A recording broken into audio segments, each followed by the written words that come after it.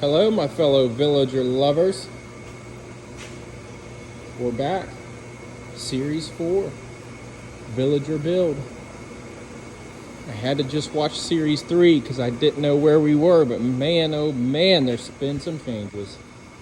Lots of changes. Lots and lots of changes. So, one of the biggest changes is that all that stuff on those tool carts is not all over here anymore. Got this baby cleaned up because we're going to go for a little test drive on a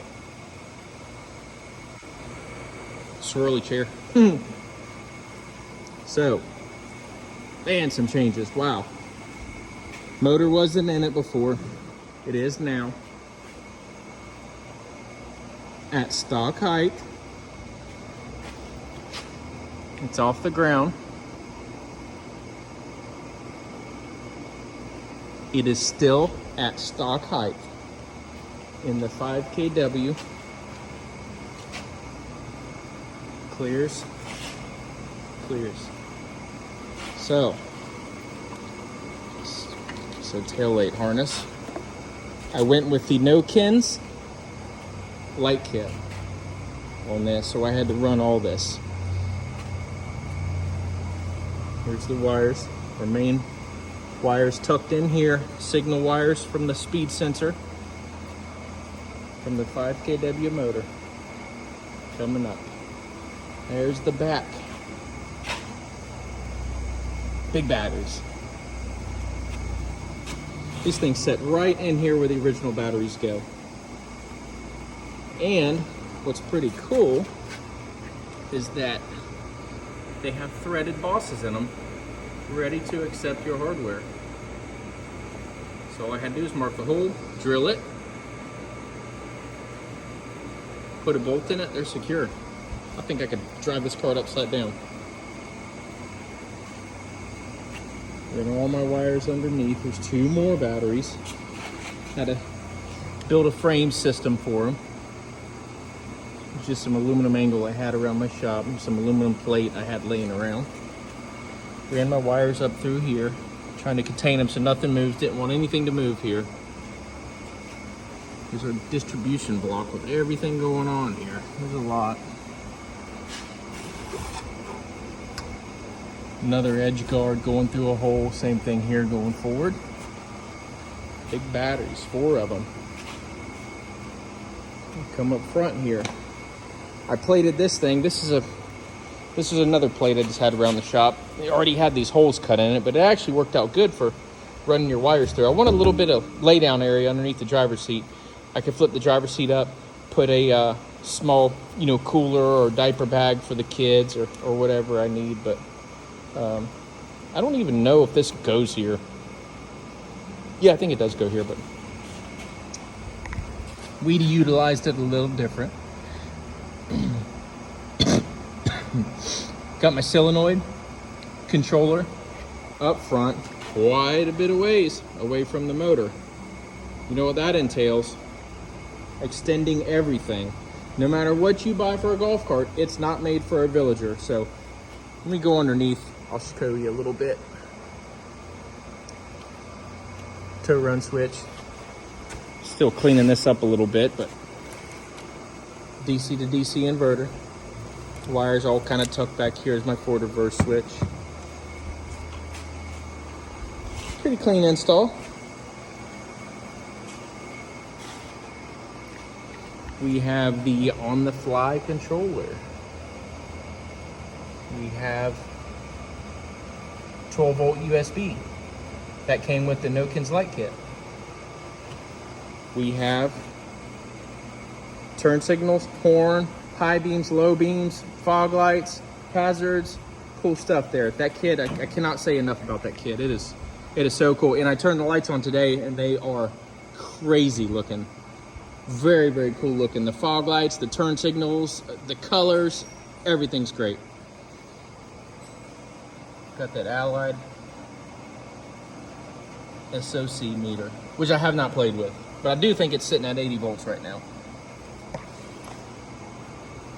Everything tucked away in here for the lights. Got everything tightened up. I already did test run here. So you can see, looks like somebody was in here spinning tires, probably me. She works good. I think there may be a problem with my M-core. It doesn't seem to engage till about halfway through the foot pedal. So I think maybe the M-core may be faulty, but it is working. It seems like on the Navitas ramp, I got nothing, and like my full pedal is like from 50% on, which is kind of weird. There may be a setting in there, but I'll work with it.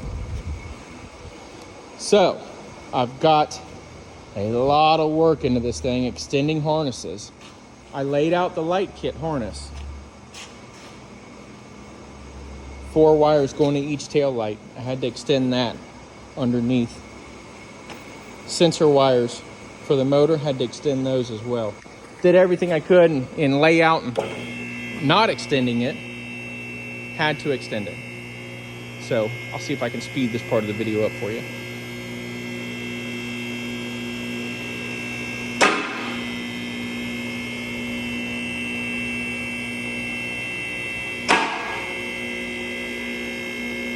Show you a little bit about the underneath and the layout and what I did.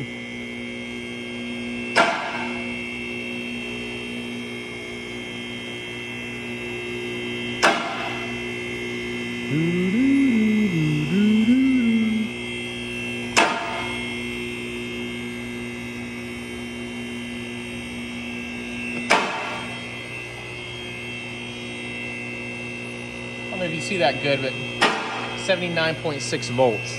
So I have to calibrate that Allied meter. I haven't calibrated it yet. Got to read the directions and see what they want me to do with it. Almost there. Almost there.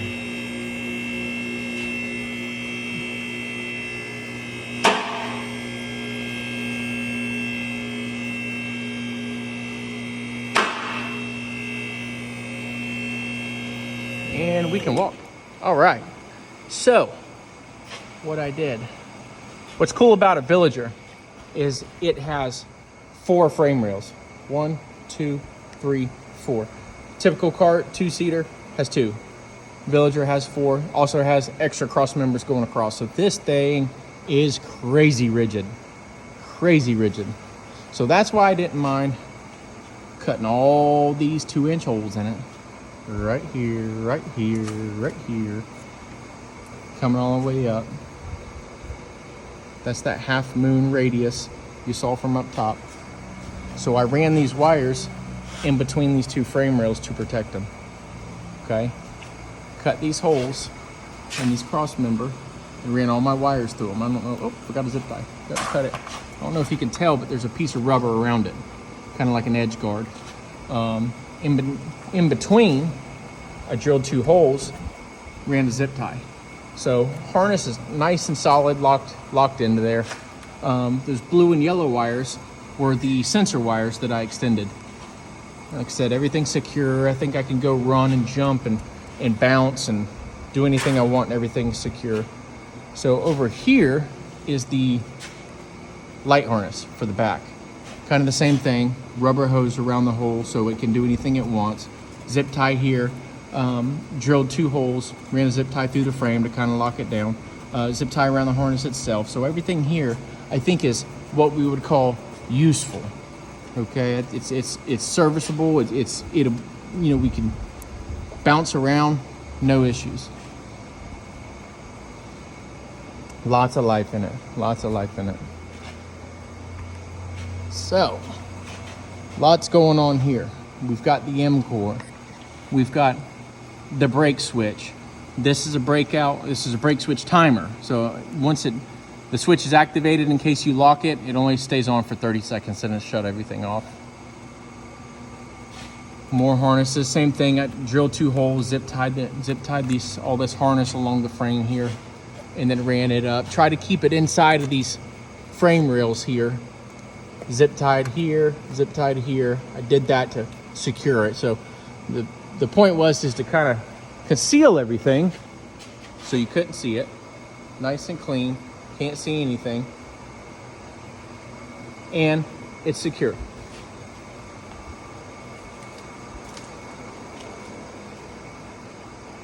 One more item to address, because I had a friend call and ask me. If you put a Jake's lift kit on the front, you need to go with 3-inch wheel spacer. That gets you really, really close. Still ain't enough. I think 3.5-inch wheel spacer would equal the front, but a 3 will work. And they're on eBay, cheaper than anywhere else.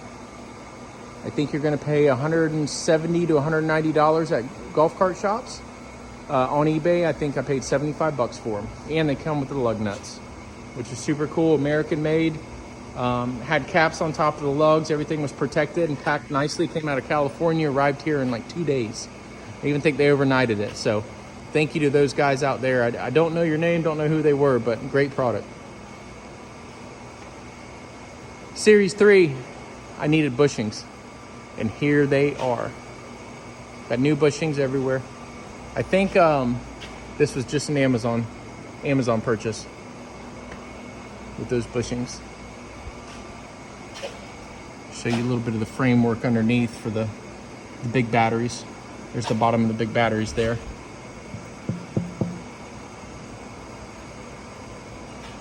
I think that's it for now. Next, we will be working on the body panels and the seats.